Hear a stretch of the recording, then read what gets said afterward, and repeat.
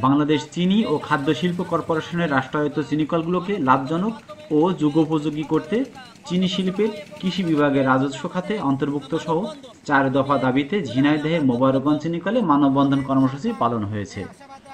বৃহস্পতিবার সকালে বৈরী আবহাওয়া উপেক্ষা করে কালীগঞ্জের মোবারকগঞ্জ চিনিকলের সামনে এই কর্মসূচির আয়োজন করে চিনিকলের শ্রমিক কর্মচারীরা। এতে ব্যানার, ফেস্টুন নিয়ে চিনিকলের কর্মকর্তা কর্মচারী সহ অন্যরা অংশ নেয়।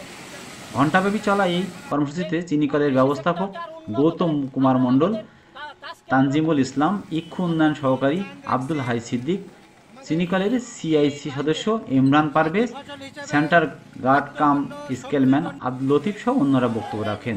সে সময় বক্তারা বলেন, চিনি শিল্পের কৃষি বিভাগের রাজস্ব খাতে অন্তর্ভুক্ত বাংলাদেশ চিনি ও খাদ্য শিল্প কর্পোরেশনকে কৃষি মন্ত্রণালয়ের অন্তর্ভুক্ত ও ইক্ষু সম্প্রসারণ উইং গঠনের দাবি জানানো হয়।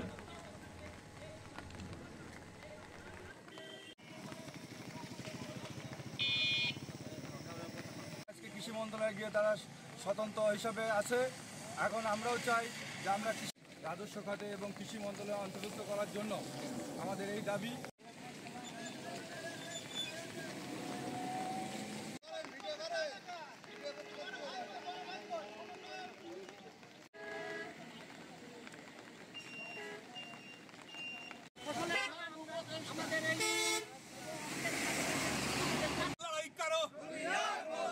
কৃষি খাতকে রাজস্ব খাতে